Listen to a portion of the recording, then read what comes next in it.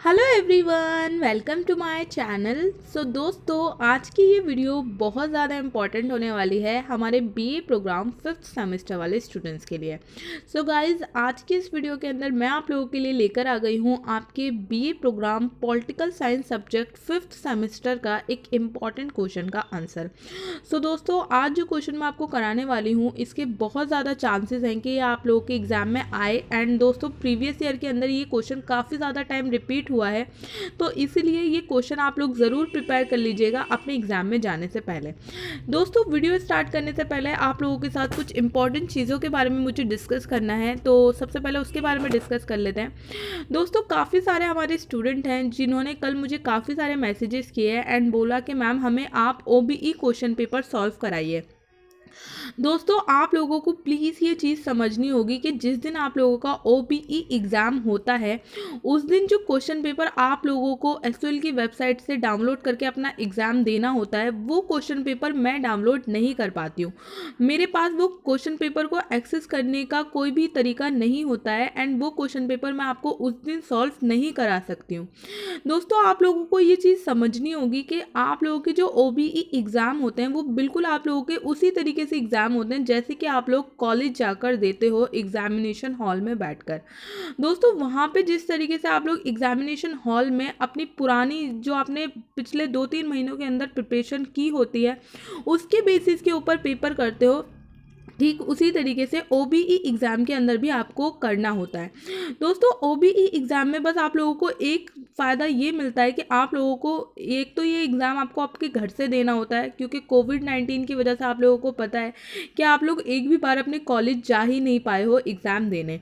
और दूसरी चीज़ ये होती है कि इसके अंदर आप लोगों को थोड़ी सी लाइबिलिटी मिल जाती है, थोड़ा सा आप लोगों को मौका मिल जाता है कि आप थोड़ी बहुत बुक की हेल्प ले सकते हो। लेकिन दोस्तों, इसका ये मतलब नहीं है कि इस एग्ज़ाम के अंदर आपको टोटली किसी बुक के ऊपर या फिर किसी अदर मटेरियल के ऊपर ही डिपेंडेंट रहना है। इस एग्ज़ाम का मेन मोटिव यही होता है दोस्तों कि आप लोग इस एग्ज़ाम के लिए भी वैसे ही प्रिपेयर करें जैसे कि आप लोग अपने कॉलेज के एग्ज़ाम के लिए प्रिपेयर करते हो जब आप लोग फिज़िकली कॉलेज जाकर अपने एग्ज़ाम देते हो।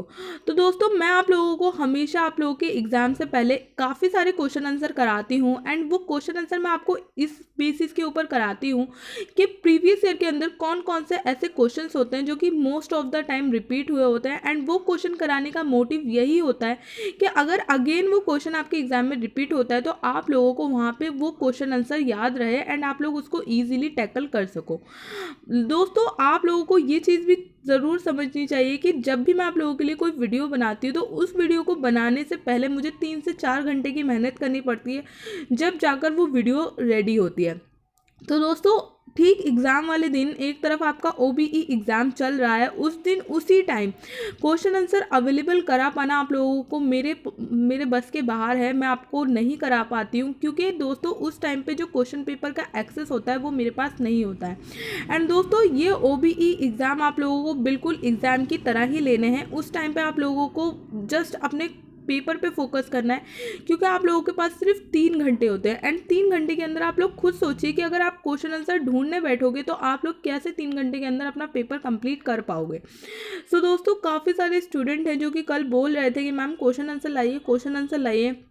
तो दोस्तों, कोई भी किसी भी क्वेश्चन का आंसर इतनी जल्दी आप लोगों के लिए ला पाना इसीलिए डिफ़िकल्ट है क्योंकि कोई भी कंटेंट आप लोगों के लिए रेडी करने में बहुत ज़्यादा टाइम लगता है। एंड दोस्तों, कोई भी कंटेंट आप लोगों को अवेलेबल करा पाना मेरे लिए पॉसिबल नहीं हो पाता है। एंड दोस्तों, आप लोग ये चीज़ भी अच्छे से जानते हो कि मैं आपको एक्सपेक्टेड क्वेश्चन इसीलिए ही कराती हूँ ताकि आप लोगों को एग्ज़ाम वाले दिन प्रॉब्लम ना हो। तो दोस्तों, उम्मीद करती हूँ कि ये चीज़ आप लोगों को अच्छे से क्लियर हो गई होगी। कल आप लोगों का जनरल इलेक्टिव का पेपर है गाइस, एंड जनरल इलेक्टिव वाले सब्जेक्ट के लिए मैंने आप लोगों को कोई भी आप लोगों को वीडियो प्रोवाइड नहीं की है, क्योंकि दोस्तों जनरल इलेक्टिव के जो सब्जेक्ट्स हैं उनके जो क्वेश्चन पेपर हैं वो ऑनलाइन अवेलेबल नहीं हैं। लोकल मार्केट के अंदर भी उसका कोई खास स्टडी मटेरियल अवेलेबल नहीं है। तो दोस्तों, जनरल इलेक्टिव के एग्ज़ाम के लिए अभी आप लोगों के पास सिर्फ और सिर्फ एक ही सोर्स है जो कि है SOL की बुक्स। तो दोस्तों, आप लोग SOL की बुक्स से अपने एग्ज़ाम के लिए प्रिपेयर कीजिए। अभी आप लोगों के पास थोड़ा टाइम है, तो बुक्स के अंदर जो भी कंटेंट है आप लोग एक बार उसको रीड आउट कर दीजिए। आप लोगों की कल के एग्ज़ाम की प्रिपरेशन हो जाएगी। ऑनलाइन क्वेश्चन पेपर बिल्कुल भी अवेलेबल नहीं है। मैंने बहुत ज़्यादा सर्च करने की कोशिश की है। अगर ऑनलाइन क्वेश्चन पेपर अवेलेबल होते तो मैं आप लोगों को एग्ज़ाम से काफ़ी पहले ही वो सॉल्व करा देती। तो दोस्तों उम्मीद करती हूँ आप लोग मेरी प्रॉब्लम को समझेंगे एंड चीज़ों को आप लोग अच्छे से समझ गए होंगे। तो चलिए दोस्तों फटाफट से हम आज के हमारे इस वीडियो को स्टार्ट करते हैं। एंड दोस्तों अभी आपके पॉलिटिकल साइंस सब्जेक्ट के एग्ज़ाम में 2 दिन बाकी हैं। तो दोस्तों उससे पहले मैं आपको कुछ इंपॉर्टेंट क्वेश्चन कराने वाली हूँ जो कि आप लोगों के एग्ज़ाम में आने की पॉसिबिलिटी है। दोस्तों ये प्रीवियस ईयर का क्वेश्चन पेपर है एंड दोस्तों इसके अंदर से मैं आप लोगों को आज क्वेश्चन नंबर 5 कराने वाली हूँ। दोस्तों क्वेश्चन नंबर 5 के अंदर हमसे पूछा जा रहा है कि लोक प्रशासन के अध्ययन के रूप में विकास के विभिन्न चरणों पर निबंध लिखें। तो दोस्तों आप लोगों को बताना है कि लोक प्रशासन को हम एक अध्ययन के रूप में कब से स्टडी कर रहे हैं, कब से उसको एक डिसिप्लिन के रूप में पढ़ रहे हैं, उसके विकास के विभिन्न चरण कौन कौन से रहे हैं। तो दोस्तों ये क्वेश्चन प्रीवियस ईयर के अंदर काफ़ी ज़्यादा टाइम रिपीट हुआ है एंड इस बार भी इसके रिपीट होने के चांसेस हैं। तो चलिए दोस्तों फटाफट से इस क्वेश्चन से रिलेटेड सारे इंपॉर्टेंट पॉइंट्स को डिस्कस करना शुरू करते हैं।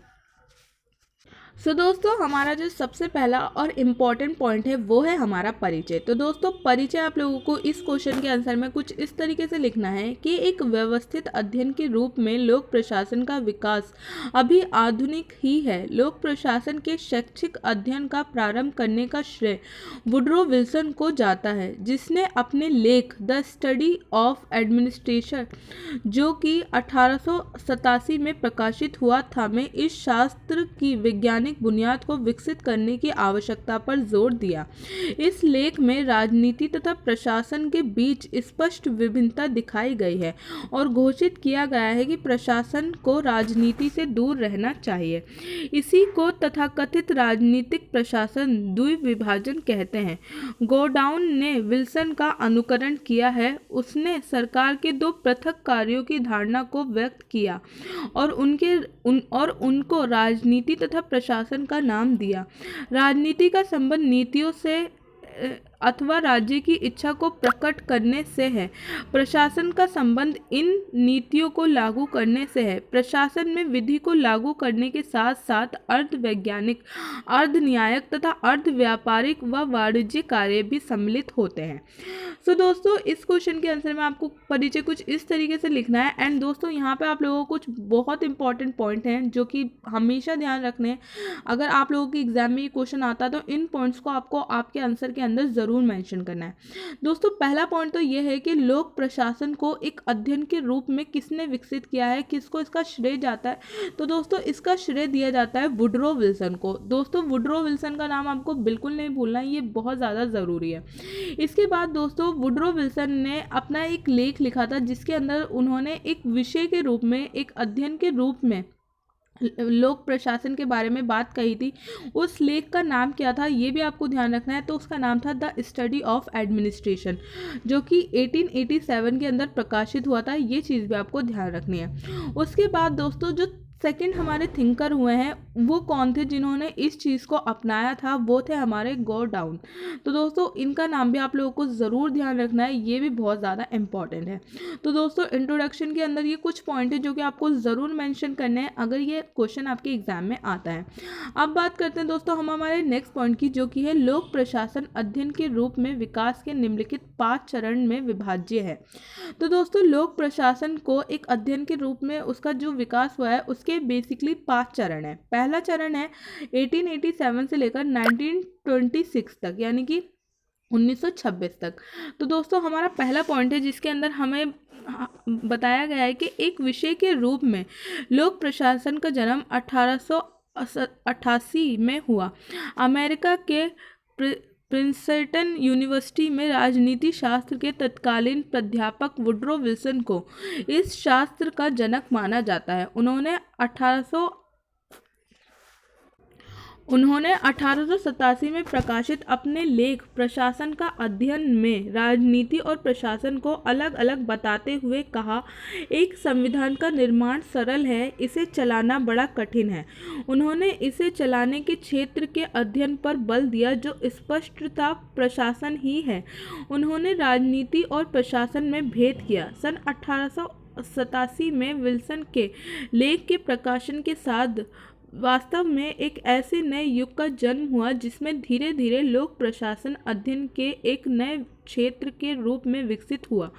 यहाँ ये उल्लेखनीय है कि अन्य देशों की तुलना में संयुक्त राज्य अमेरिका में लोक प्रशासन के अध्ययन पर विशेष बल दिया जाने लगा।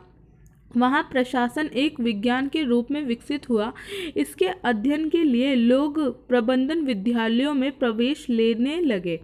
इस विषय के अन्य महत्वपूर्ण प्रतिपादक फ्रैंक गोडाउन हैं, जिन्होंने 1900 में प्रकाशित अपनी पुस्तक राजनीति और प्रशासन में ये तर्क प्रस्तुत किया कि राजनीति और प्रशासन अलग अलग हैं, क्योंकि जहाँ राजनीति राज्य की इच्छा को प्रतिपादित करती है, वहीं प्रशासन का संबंध इस इच्छा या राज्य की नीतियों को कार्यान्वयन से है।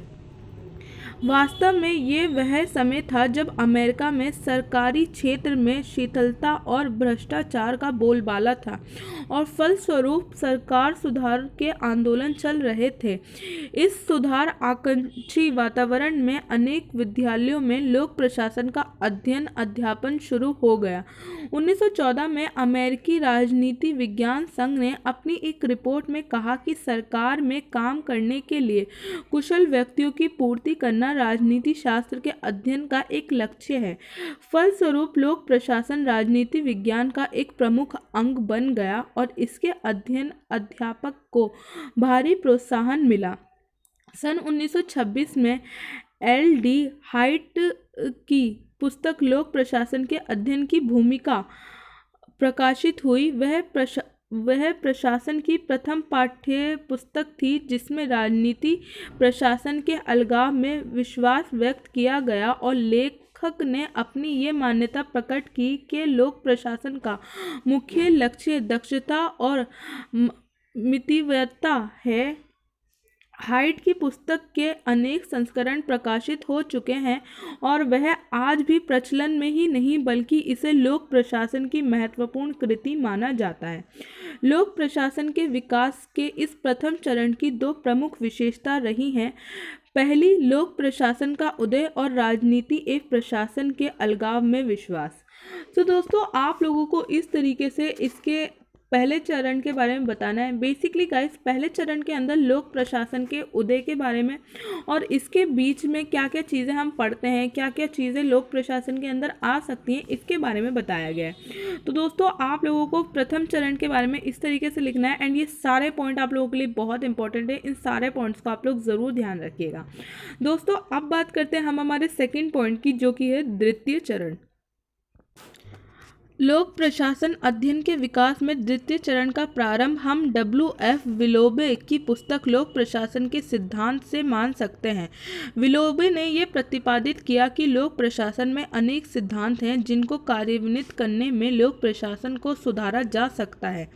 वास्तव में ये कहने में कोई अतिशयोक्ति नहीं होगा कि हाइट और विलोबे के दोनों प्रवर्तक ग्रंथों ने लोक प्रशासन संबंधी पाठ्य पुस्तकों के अध्ययन की पद्धति का निर्धारण किया। इन दोनों ही पुस्तकों का रूप तकनीकी है जिनमें उन सभी प्रकार की समन्वय समस्याओं का अध्ययन किया गया है।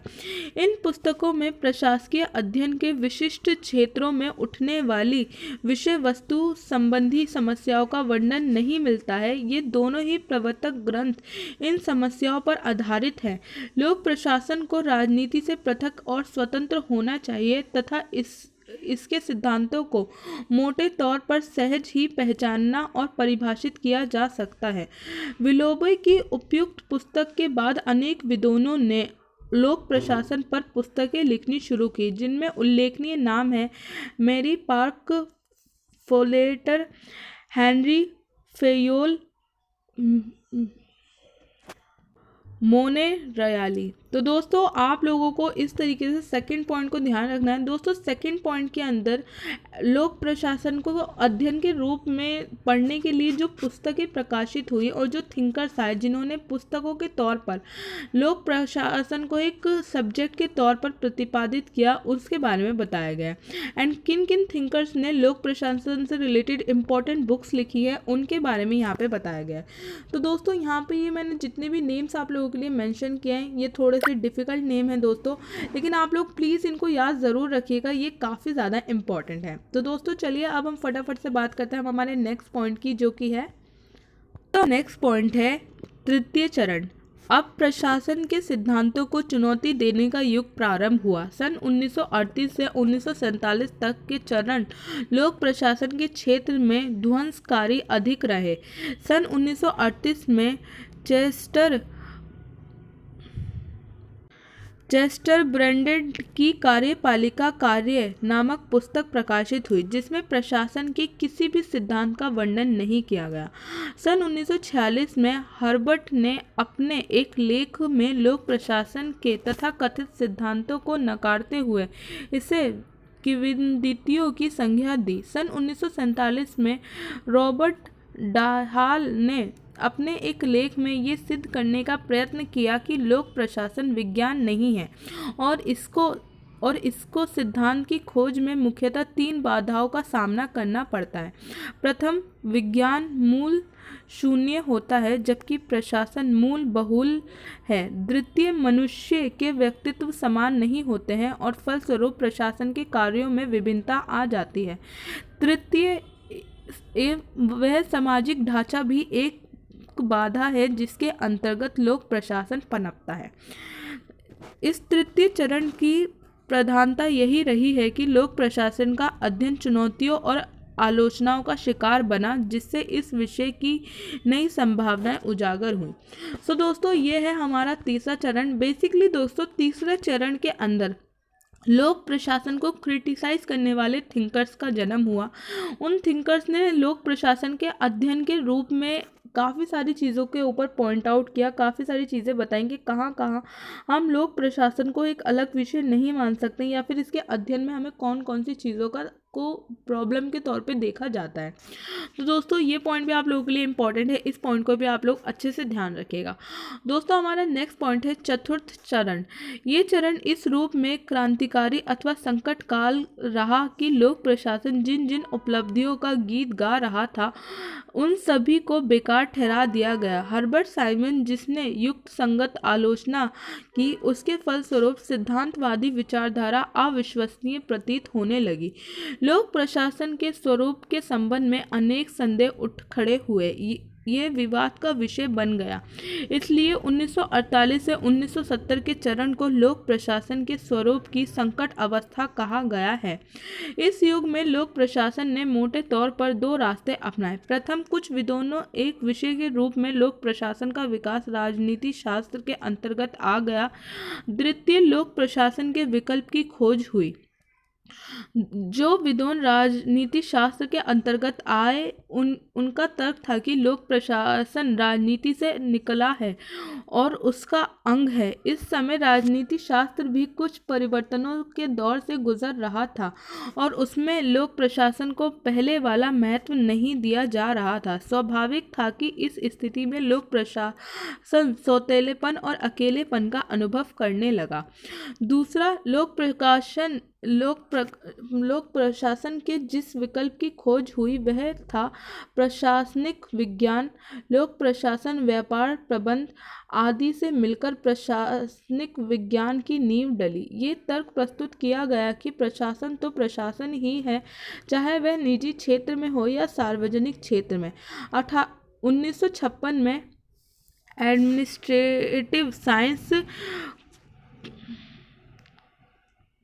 एडमिनिस्ट्रेटिव साइंस क्वार्टरियल नामक पत्रिका का प्रकाशन प्रारंभ हुआ। वास्तव में ये बहुत अघिरन वाली बात थी कि लोक प्रशासन ने अपने निजी स्वरूप को आघात पहुंचाया। तो दोस्तों ये हो गया हमारा 4th पॉइंट। दोस्तों 4th पॉइंट के अंदर भी वही चीज़ अभी तक चलती हुई आ रही है जो कि तीसरे चरण के अंदर शुरू हुई थी, यानी कि लोक प्रशासन की आलोचना। लोक प्रशासन की आलोचना से बचने के लिए क्या क्या कदम उठाए गए, किस तरीके से लोक प्रशासन किसी अन्य विषय क्षेत्र के अंदर चला गया और किस तरीके से लोक प्रशासन के अलावा कोई अलग विकल्प खोजा गया, इस चीज़ के बारे में 4th चरण के अंदर बताया गया। तो दोस्तों ये पॉइंट भी आप लोगों को ध्यान रखना है, ये पॉइंट भी आप लोगों के लिए काफ़ी ज़्यादा इंपॉर्टेंट है। दोस्तों अब बात करते हैं हम हमारे लास्ट पॉइंट की, जो कि है पंचम चरण। चतुर्थ चरण की आलोचना, प्रति आलोचना और चुनौतियों ने कुल मिलाकर लोक प्रशासन का भला किया। लोक प्रशासन का अध्ययन बहुचर्चित हो गया, नए नए दृष्टिकोण विकसित हुए और फलस्वरूप लोक प्रशासन चहुमुखी प्रगति के मार्ग पर आगे बढ़ा। अर्थशास्त्र, समाजशास्त्र, मानव शास्त्र, मनोविज्ञान आदि विभिन्न शास्त्रियों के विद्वान लोक प्रशासन में रुचि लेने लगे। राजनीति शास्त्र के अध्यापक तो प्रारंभ से ही लोक प्रशासन के अध्ययन में रुचि ले रहे थे। इन विभिन्न अध्ययनों और प्रयत्नों के फलस्वरूप लोक प्रशासन अंतर्विषय बन गया और आज ये तथ्य है कि समाजशास्त्रियों में यदि कोई विषय सबसे अधिक अंतर्विषय है तो वह है लोक प्रशासन ही।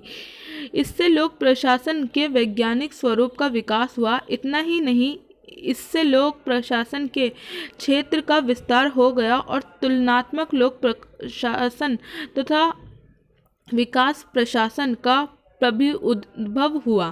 परंपरागत दृष्टिकोण के अपर्याप्त अनुसंधान के नए उपकरणों और नवीन सामाजिक संदर्भ, अंतर्राष्ट्रीय निर्भरता आदि ने तुलनात्मक लोक प्रशासन को जन्म दिया और उसे आगे बढ़ाया।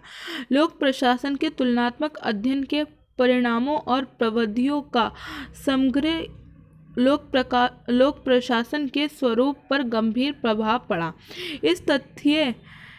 यह तथ्य उत्साहवर्धक और हर्षवर्धक है कि लोक प्रशासन में आज पश्चिमी देशों का ही अध्ययन नहीं होता है, वरन साम्यवादी तथा अफ्रीका और एशिया के देश भी इसकी परिधि में आ गए हैं।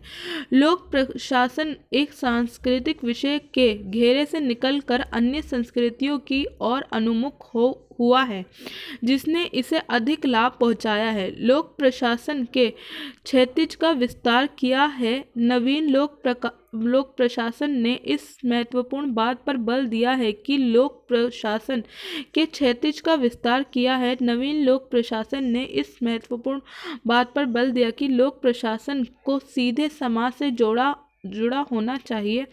नवीन लोक प्रशासन विशुद्ध रूप से एक अमेरिकी धारणा है। भारत जैसे देश में नवीन लोक प्रशासन की धारणा या विचार का प्रसार व्यापक रूप से नहीं हुआ है। सो दोस्तों ये है हमारा लास्ट चरण यानी कि 5th चरण। 5th चरण के अंदर दोस्तों बताया गया है कि किस तरीके से लोक प्रशासन के उदय के बाद जब उसकी आलोचना शुरू हुई तो इन आलोचनाओं ने कहीं ना कहीं लोक प्रशासन को फ़ायदा ही पहुंचाया। इन आलोचनाओं की वजह से लोक प्रशासन का जो क्षेत्र है, अध्ययन क्षेत्र है, वो बहुत ज़्यादा बड़ा हो गया और अब अलग अलग क्षेत्र के विशेषज्ञ, अलग अलग क्षेत्र के विद्वान भी लोक प्रशासन के बारे में बात करने लगे। जैसे कि अर्थशास्त्री भी लोक प्रशासन के बारे में सोचने लगे, मानव शास्त्री भी लोक प्रशासन के बारे में सोचने लगे, समाजशास्त्री भी लोक प्रशासन के बारे में बात करने लगे और इसकी वजह से लोक प्रशासन एक अंतर विषय सब्जेक्ट बन गया, यानी कि इंटरडिसिप्लिनरी सब्जेक्ट बन गया। यानी कि अब लोक प्रशासन के ऊपर किसी एक कैटेगरी के पर्सन का हक नहीं था, अब इसके बारे में अध्ययन कोई भी कर सकता था। इसकी वजह से लोक प्रशासन के अंतर्गत काफ़ी सारी नई नई चीज़ों का डेवलपमेंट हुआ, जैसे कि तुलनात्मक लोक प्रशासन, विकास प्रशासन, इस तरीके की जो चीज़ें रही हैं वो हुई। तो दोस्तों ये पॉइंट आप लोगों को बहुत अच्छे से ध्यान रखना है, ये लास्ट पॉइंट है। एंड दोस्तों उम्मीद करती हूँ कि ये पूरा आंसर आप लोगों को अच्छे से समझ आ गया होगा। सो दोस्तों आज की इस वीडियो के अंदर बस इतना ही। उम्मीद करती हूँ ये क्वेश्चन आंसर आप लोगों के लिए काफ़ी ज़्यादा हेल्पफुल रहेगा।